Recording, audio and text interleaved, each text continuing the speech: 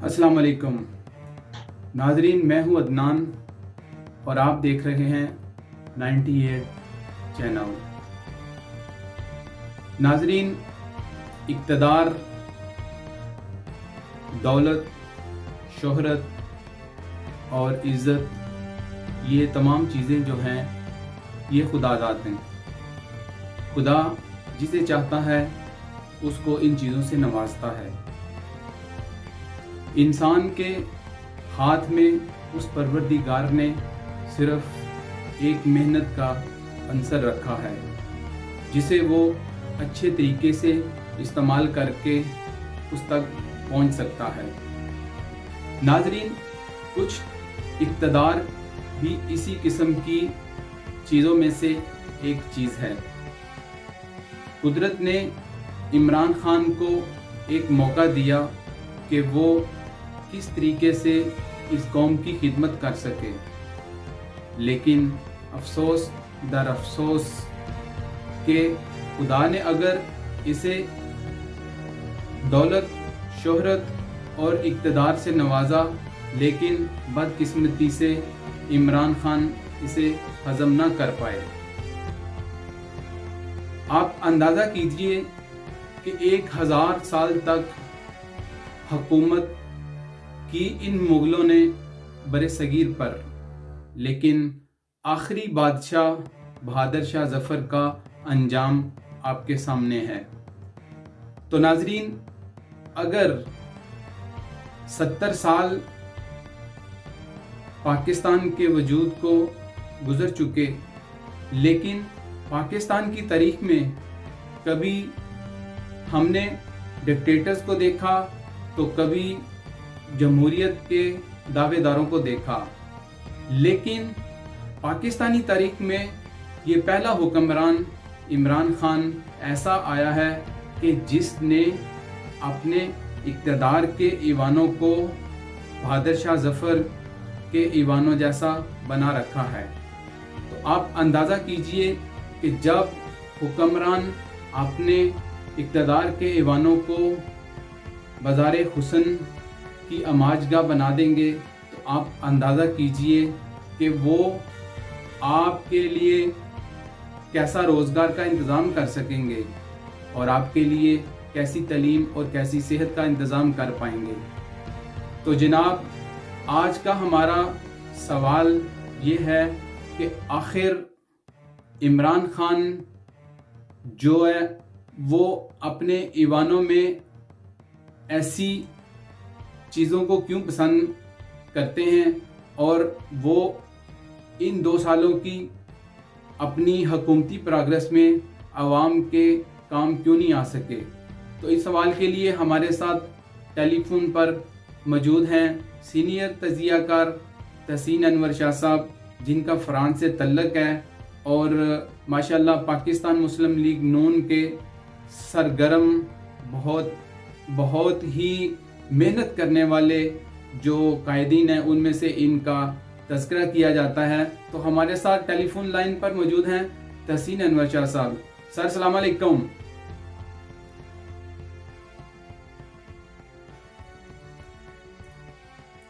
Hello, अस्सलाम वालेकुम। वालेकुम सलाम जी, आवाज़ आ रही है आपको? जी, आवाज़ आ रही है। शाह साहब, अस्सलाम वालेकुम, क्या हाल है, कैसे हैं? वालेकुम अस्सलाम, अल्हम्दुलिल्लाह ठीक ठाक। आपको और आपके तमाम सुनने वाले और देखने वालों को बहुत बहुत सलाम है। बहुत शुक्रिया। मेरा सवाल ये है शाह साहब कि इमरान खान को एस्टेब्लिशमेंट ने इक़्तिदार सौंपा और इक़्तिदार की कुर्सी के बैठने के बाद हमने अपनी आंखों से देखा कि जो ईवान सदर और ईवान वज़ीर आज़म है वहाँ पर टिक टाक लड़कियों की रसाई हुई और किस तरह से इस मुक़द्दस ऑफिस का जो है वो तकद्दस पमाल किया गया। आप क्या कहना चाहेंगे इसमें? देखें जी, खाली टिकटॉक लड़कियों का मामला नहीं है। ये सिलसिला आज से जारी नहीं है। ये सिलसिला रेहान खान की शादी से पहले भी था और फिर बीच में तातुल आया रेहान खान की आमद के बाद। फिर آپ کو پتہ ہی ہے جب گھر میں ایک بیوی ہو تو وہ یہ سارے جو قباطیں ہیں وہ نہیں آتی، اسی لیے نکاح میں برکت ہوتی ہے اسلام میں. اور وہ نکاح کیا اس نے، ریحان خان نے اس سے شادی کی گھر بسانے کی خاطر، لیکن بیرون بنی گالا یعنی کہ بنی گالا سے علاوہ پوری دنیا میں اس کے وہی ناجائز تعلقات کا چرچا رہا. لیکن آخرکار ان کی بن نہ سکی، طلاق ہو گئی. لیکن اس کے بعد آپ دیکھیں پنکی پیرنی کی آمد، قندیل بلوچ کی آمد، یہ ساری قباطیں آپ کو سارا کچھ پتہ ہے، تفصیل میں میں نہیں جاؤں گا.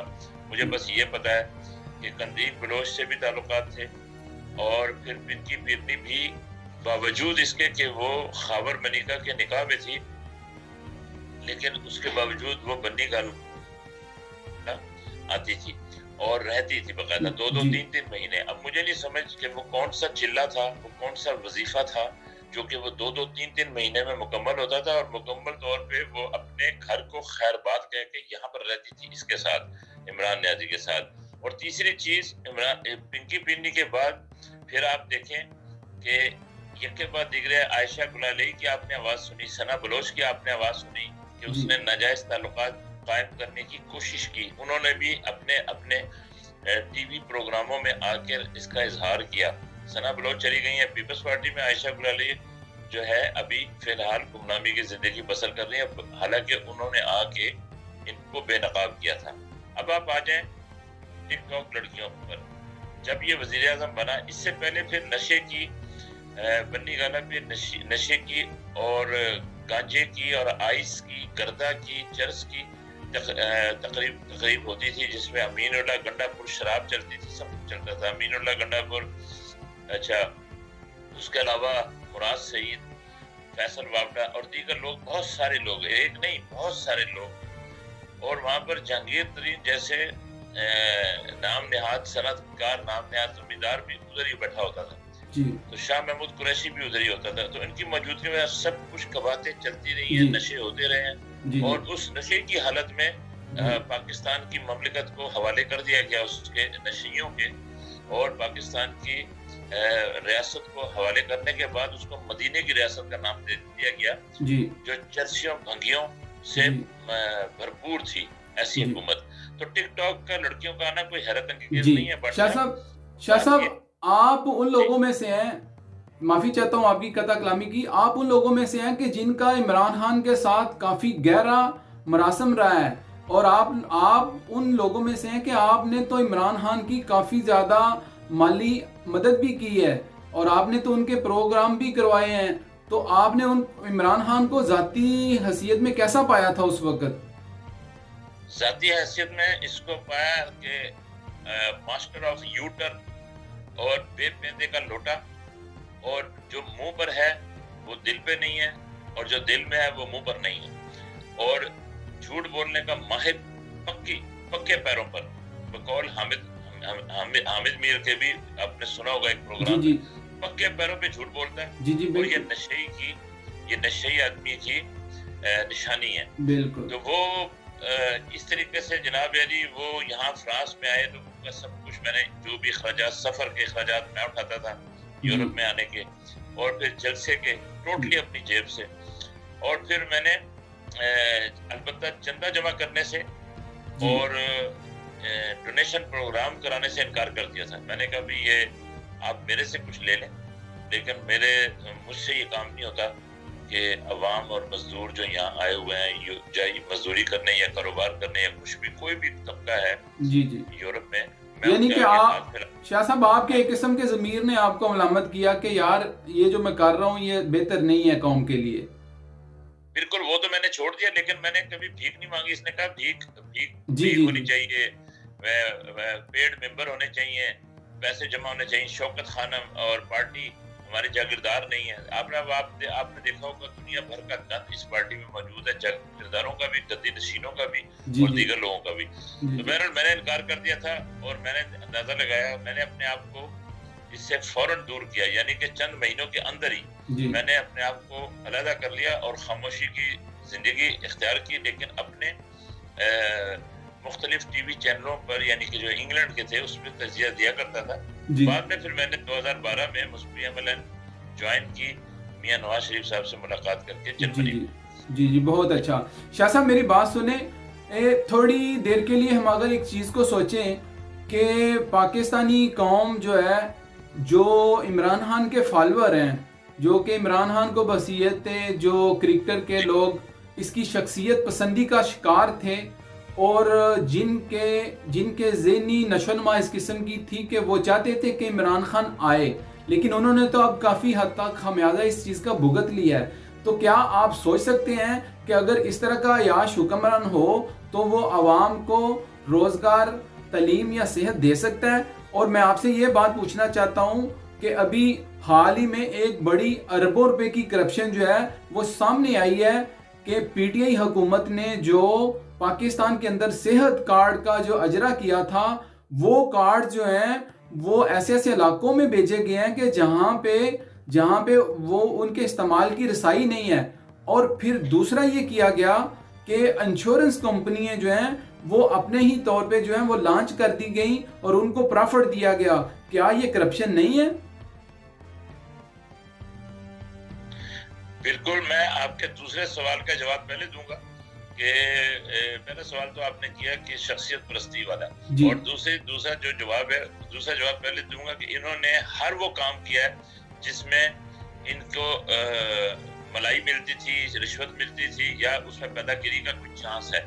جس چیز میں بھی پیدا گیری کا چانس ہے, آپ صوبہ سرحد کے تمام منصوبے دیکھ لیں, اور 7 سال سے یہ لوگ لوٹ رہے ہیں صوبہ سرحد کے لوگوں کو اور سادہ پشتونوں کو. ابھی ان کو سمجھ میں آ گئی ہے, اب وہ بدلہ لینے کی ٹھان چکے ہیں. لیکن آپ نے جو کارڈ کی بات کی, ہر وہ کام جس میں پیدا گیری ہوتی ہو, جس میں مال بنایا جا سکتا ہو, یہ نہیں چھوڑ دے. اور ان علاقوں میں بھی وہ چیز بھیج دی جو کہ ان کو نہ رسائی ہے اور نہ ہی وہ اپنی ضرورت پوری کر سکتے ہیں.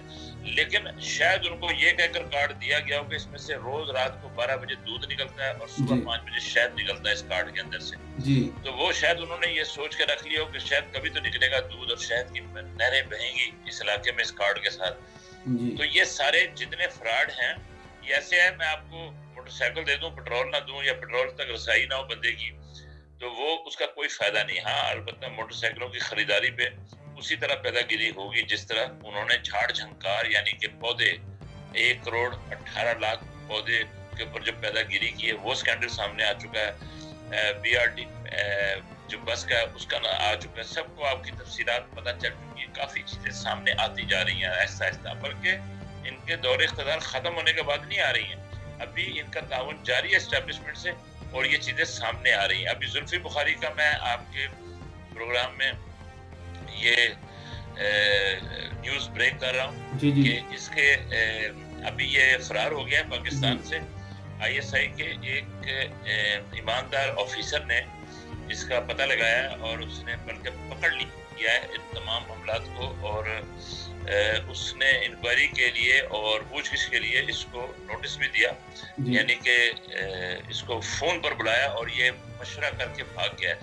یہ محترم زلفی بخاری صاحب اپنے باپ کی طرح راہ کے ایجنٹ نکلے اور راہ کے ساتھ تعلقات پائے گئے اور راہ کے ساتھ ہدایت لیتے ہوئے پائے گئے اور پیسہ لیتے ہوئے پائے گئے. تو یہ بالکل تازی خبر ہے. ابھی یہاں سے بھاگا, میں نیوز آپ کو بتا رہا ہوں, اور چند دنوں کے بعد اس کی تفصیلات آنا سامنے شروع ہو جائیں گی. جی بالکل. زلفی بخاری اور یہ انیل مسرت جیسے لوگ جو ہیں یہ تو بڑے ہمنوا عمران خان کے بہت پرانے, اور ان کے جو ہیں وہ بزنس ریلیشن بھی ہیں جو کہ انگلینڈ میں سب لوگوں کو علم ہے. لیکن شاہ صاحب ابھی آپ سے آخری سوال یہ کرتا ہوں کہ دیکھیں ساری زندگی آپ نے اس سیاست کو دیکھا, اس ملک کی تاریخ کو دیکھا, اور آپ ماشاءاللہ کافی سینئر ہیں, آپ ان چیزوں کو بڑا بخوبی جانتے ہیں. تو میرا آخری سوال یہ ہے کہ ابھی یہ جو اسٹیبلشمنٹ لوگوں کو استعمال کرتی رہی ہے, جس طریقے سے ابھی ظفر اللہ جمالی صاحب کا بھی بیان آیا ہے کہ مشرف نے جو کولن پاول کو انکار کیا تھا کہ جناب پہلے کہا کہ میں وہ بھیجوں گا افواجیں جو ہیں, تو اس کے بعد جو ہے میں نے مشرف سے کہا کہ نہیں بھائی یہ بہت مشکل کام ہے, عوام ہمیں کسی جگہ کا نہیں چھوڑے گی. تو لہٰذا ابھی اسی سوچ بچار میں تھا کہ کولن پاور جو ہے وہ مشرف سے ناراض ہو گیا اور اسی جب وزیر اعظم ظفر اللہ جمالی کے انکار کے بعد جو ہے مشرف نے ان کو ڈسمس کیا ان کی سیٹ سے. تو سوال آپ سے یہ ہے کہ آج تک جو اسٹیبلشمنٹ کرتی رہی ہے، اور میاں نواز شریف صاحب نے بھی اس چیز کا ذکر کیا ہے کہ یہ کسی وزیر اعظم کو چلنے نہیں دیتے اور کسی کا ٹینیور پورا نہیں کرنے دیتے. مقصد کہنے کا یہ ہے کہ اگر اب ایک مرد مجاہد میاں محمد نواز شریف نے اسٹیبلشمنٹ کے ساتھ یہ جو ماتھا مول لیا ہے، تو اس کا انجام آپ کیا دیکھ رہے ہیں؟ اس کا انجام تو ہو سکتا ہے کہ بھٹو والا اور میاں صاحب کے 1999 کے دور والا ہو، کیونکہ ایک نقاب کے اندر ماشاء اللہ لگا ہوا ہے پاکستان کے اندر، کچھ بھی ہو سکتا ہے. لیکن انہوں نے جو ٹکر لی ہے نا ان پہاڑوں سے، وہ بہت بڑی ٹکر لی ہے، اور ابھی انہوں نے سارے پتے شو نہیں کیے. ابھی فی الحال انہوں نے اگریسو رویہ اپنایا ہے اور پاکستان کے عوام کو جگایا. اب اسٹیبلشمنٹ جو خطرہ محسوس کر رہی ہے وہ یہ کر رہی ہے کہ جس طرح ذوالفقار علی بھٹو نے عوام کو اویئرنیس دی تھی، اس طریقے سے میاں نواز شریف نے اپنے بیانیے سے عوام کو جگایا ہے، اور کارکنوں کو خالی چارج نہیں کیا بلکہ عوام کو اپنی محرومیوں کا بدلہ لینے اور اپنی محرومیوں کے حساب چکانے کا موقع دیا ہے. عوام کو اب چاہیے کہ وہ ان کی تقریر پر اس کے مثبت پہلوؤں کی طرف، تمام مثبت پہلوؤں کی طرف، بلکہ ساری ان کی تقریر ہی مثبت ہے، تو خاص طور پہ چن کے اس میں مثبت پہلوؤں کو اجاگر کریں، اور ایک دوسرے کے ساتھ اکٹھے ہو کے، جیسے کہ سیاسی پارٹی جمع ہوگی اور ایک ایجنڈے پر جمع ہو گئی ہیں کہ وہ ہے جمہوریت کی بالادستی، سول بالادستی اور جمہوریت کی حقیقت میں بحالی، اور اصل ووٹ کو عزت دو کا جو بیانیہ پہلے جی ٹی روڈ پہ کامیاب ہو چکا تھا تو وہ اس کو لاگو کیا جائے. تیسری بات یہ ہے، دیکھیں میں 2 باتیں کر چکا ہوں، تیسری بات یہ ہے آپ کے سوال کے جواب میں کہ اس وقت اگر میاں نواز شریف صاحب کا عوام نے ساتھ نہ دیا تو بعد میں اڑنے کا، رولنے کا اور خفتیں اٹھا کر جینے کا کوئی فائدہ نہیں ہے. اس کے اور یہ رونا پیٹنا کی ضرورت نہیں ہے. ہمیں پتہ ہے کہ 175% الیکٹریسٹی اور تقریباً 80% گیس کے بلوں میں 2 سال کے اندر مہنگائی بڑھی، اور ٹوٹل مہنگائی اگر آپ کیلکولیٹ کریں تو 267% جو ہے وہ مہنگائی ہو چکی ہے. چھوٹے فوجی جو ہیں بغاوت پر آمادہ ہیں. انہوں نے مجھے باقاعدہ، میرے کچھ چند دوست ہیں کراچی میں جو سول وردیوں میں، سول کپڑوں میں وردی والوں کے ساتھ کام کرتے ہیں، انہوں نے یہ کہا ہے کہ بھئی ہمارے بھی حقوق کی بات کریں آپ جب کبھی آئیں. تو یقین کریں کہ عدنان صاحب وہ کہتے ہیں ہماری 30,000 تنخواہ ہے اور 267% مہنگائی ہے. اب سمجھ لیں کہ ہم حقیقت میں 11,500 ٹچ کر رہے ہیں، یعنی کہ اصل تنخواہ ابھی یوں سمجھ لیں مہنگائی کے حساب سے کہ ہمیں 11,500 مل رہی، 30,000 نہیں مل رہی، وہ گنتی کے اندر 30. اچھا ایک آخری بات کہوں گا، آپ نے شخصیت پرستی کا پوچھا تھا پہلے اس سے، تو دیکھیں زرداج گل جب اس طرح کے منسٹر ہوں گے تو آپ خود اندازہ لگا لیں کہ پاکستان ترقی کی طرف جائے گا یا تنزلی کی طرف جائے گا. زرداج گل کہتی ہے بس جب ہم مسائل لے کر جاتے ہیں نا عمران نیازی کے پاس عوام کے، وہاں جا کے ہم سب کچھ بھول جاتے ہیں. اس کے بس چہرے کو دیکھتا آدمی رہ جائے، اس کے چہرے کی مسکراہٹ دیکھتا رہ جائے، تو اس کی شخصیت کے سیر میں اس طرح کے بےہودہ کردار کی خواتین جو ہیں وہ اگر یہ عوامی مسائل لے کے جائیں اور اس کا چہرہ دیکھ کے سب کچھ بھول جائیں عوامی مسائل، تو پھر تو عائشہ گلالئی جھوٹی نہیں تھی. عائشہ گلالئی جھوٹی نہیں تھی. اور ٹک ٹاک، مجھے یہ بتائیں ٹک ٹاک خواتین جو ٹھڈے مار کے وزارت خارجہ کا دروازہ کھولتی تھی یا اسمبلی کے اندر جاتی تھی، یہ منظر کبھی آپ کو میاں نواز شریف کی حکومت میں کبھی نظر آیا؟ یہ والا سوال نہیں پیدا ہو سکتا. جی وہ دیندار طبقے سے تعلق رکھتے ہیں، سوم سرات کے پابند ہیں، اور ان کے دور حکومت میں اس طرح کی قواتیں، اس طرح کی زراعتیں بالکل بھی یہ چیزیں موجود نہیں تھی. اور ایک اور بات یہ کہوں گا آپ سے کہ اب پاکستان کے حالات اس نہج پر پہنچا دیے ہیں پاکستان کی اسٹیبلشمنٹ نے، یعنی کہ جو آپ کو پتہ ہی ہے اسٹیبلشمنٹ کس کو کہتے ہیں، ہمارے ملک میں کس کو کہا جاتا ہے، سب کو پتہ ہے، تعارف کی ضرورت نہیں ہے. انہوں نے ملک کو اس نہج پر پہنچا دیا ہے کہ آگے کنویں پیچھے کھائی ہے. تباہی بربادی جو ہے وہ اب پاکستانی عوام کے نصیب میں لکھی جا چکی ہے. اگر عوام چاہیں تو اپنا گلا چھڑا سکتے ہیں جی میاں نواز شریف صاحب کی قیادت میں، جی اور ایک نئے الیکشن اور جی نئے مینڈیٹ کی طرف عوام کو جانا جی ہوگا، بہت شکریہ. ہم سب کو جانا ہوگا. جی بہت شکریہ. تو جناب ہمارے ساتھ تھے یہ تحسین انور شاہ صاحب جن کا تجزیہ آپ نے سنا. ناظرین آپ سے ایک عرض کرتا جاؤں کہ نسلوں کو بنانے میں ایک وقت لگتا ہے. ہمارے پیارے نبی کریم صلی اللہ علیہ وآلہ وسلم نے 23 سال اس عرب معاشرے کے اوپر محنت کی، اور اس کے بعد جب اسلام کا بول بالا ہوا تو پھر انسان کو انسانیت کا علم ہوا. تو اگر پاکستان جیسے ملک کے اندر جو کہ عمران خان اپنے 22 سالہ محنت کا جو ہے وہ شور مچاتا ہے اور کہتا ہے کہ میں نے 22 سال محنت کی ہے، لیکن آج افسوس سے کہنا پڑ رہا ہے کہ پاکستانی قوم جو ہے وہ عمران خان کی 22 سالہ محنت کا نتیجہ اس حد تک اپنی آنکھوں سے دیکھ رہی ہے کہ سر عام موٹر ویز کے اوپر جو ہے وہ عورتوں کی عزت محفوظ نہیں، اور لوگ خودکشی پر مجبور ہیں، اور لوگ اپنے حال کو ترس رہے ہیں. تو ناظرین یہ ہمارے لیے اور ہماری قوم کے لیے ایک بہت بڑا لمحہ فکریہ ہے کہ ہم اپنے منتخب کرنے والے لوگ جو ہیں ان کو ایک دفعہ ان کی شناسی ضرور کریں. تو مجھے اجازت دیجیے، انشاءاللہ اگلے پروگرام میں آپ کے ساتھ نئے ٹاپک کے ساتھ حاضر ہوں گے. اللہ حافظ.